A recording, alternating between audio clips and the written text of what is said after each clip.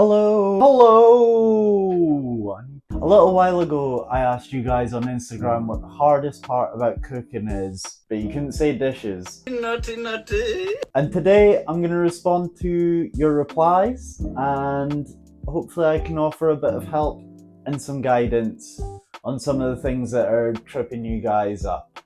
And hopefully it'll make life a little easier for you. Because spoiler alert, cooking's easy. 1, 2, 1, 2, 3, 4. Okay, number one, having the basics in. I guess this just means having like basic foods that you're on about here, or is it like having basic skills in? Regardless, I can do both. Basic foods to have in my fridge or my cupboard. I would have onions, carrots, you could throw celery in there, there's your soups and sauces, tins of tomatoes, pasta, rice, get some chicken in. If you're not going to use it, freeze it, defrost it, cook it, then freeze it. Sometimes my genius is... it's almost frightening. And then just sort yourself out with some salads and stuff that you can just throw into sandwiches or you can make as a side salad. Peppers are good as well. Basics all come with practice though. If you practice knife skills and pan work, and that'll all come together, but I think it was probably to do with your cupboard and your fridge. That's what I'm gonna guess. Number two is garlic. That goes pretty hard, you're right. Number three, we had knife skills, especially garlic. Just stick around here. We'll get you covered. We'll get you using your knife properly and stuff.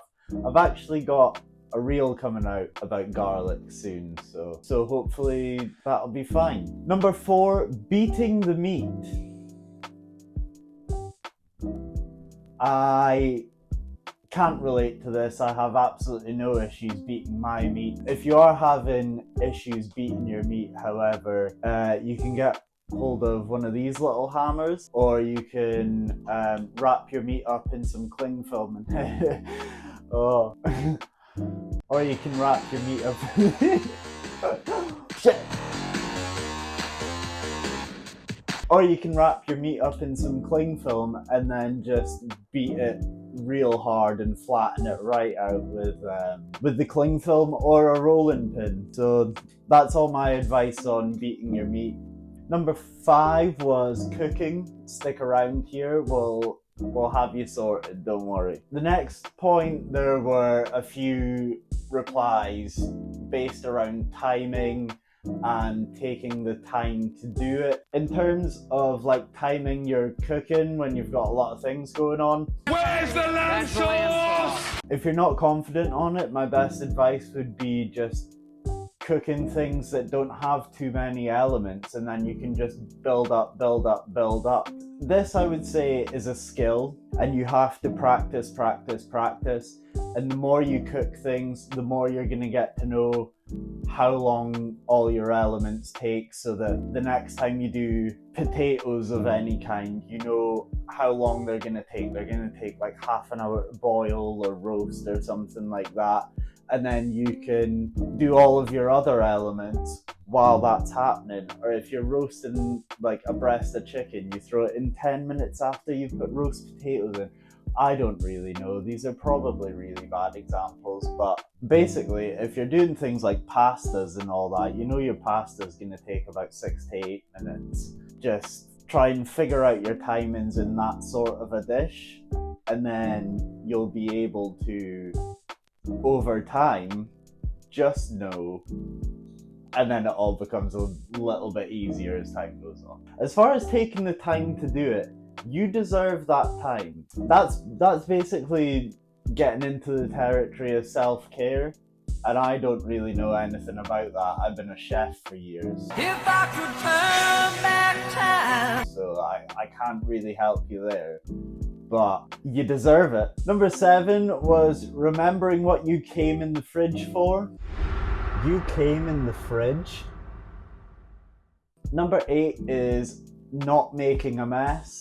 There are little things that you can do, like setting up a bowl next to your chopping board for waste, and just, you know, funneling everything over to the sink as much as you can and wiping down your surfaces and everything. But I think this is something that just needs to be an acceptance. Like, if you're gonna have cooking as a hobby, you have to accept that cooking is just by nature a messy thing to do. It's just about giving yourself a kick up the ass to go and tidy up after yourself.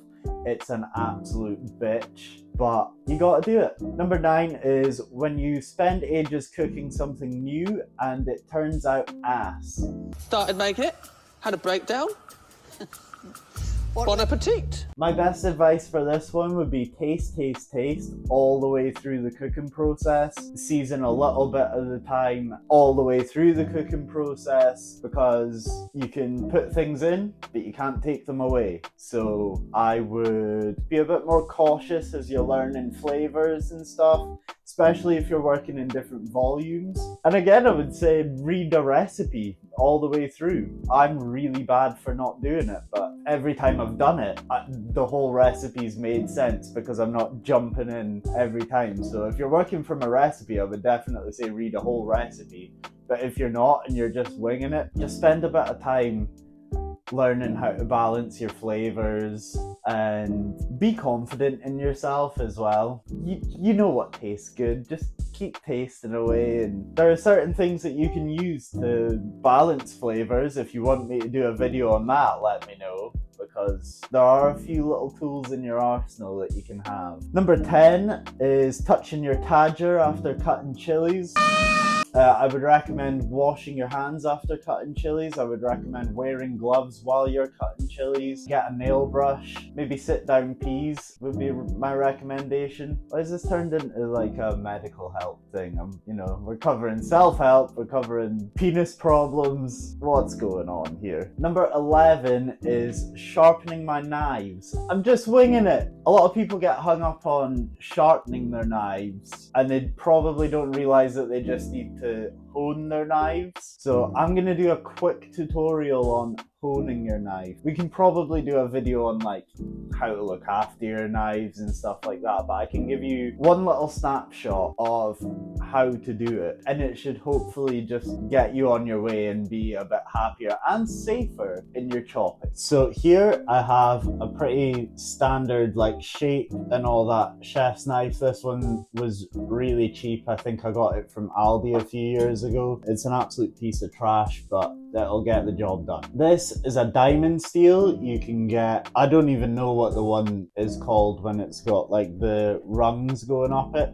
I've never liked those ones so much. I use a diamond steel a lot of the time, or if you have like proper Damascus steel, you can use ceramic steel. But for the most part, I would say if you use diamond steel, you're gonna get the results you want. So I'm gonna stand up. You're gonna lose my face now, which is probably to the benefit of everyone, and we can run through this little guy, this little snapshot. So the easiest way that you could learn how to sharpen your knife is keep your steel upright like this, handle to the sky. So what you're gonna want to do, if you have a Japanese knife, you want it about 20 degrees. If you have a normal knife, you're gonna want your blade sitting at about 45-degree angle, or you can do all your knives to 20 degrees if you want. I mean, I'm not going to call the cops or anything, unless you brandish it in public. That's completely different. But basically, you just get sort of an angle, and then you just try and do even strokes, and you start at the back and you bring it down while pulling through, and it should be one motion.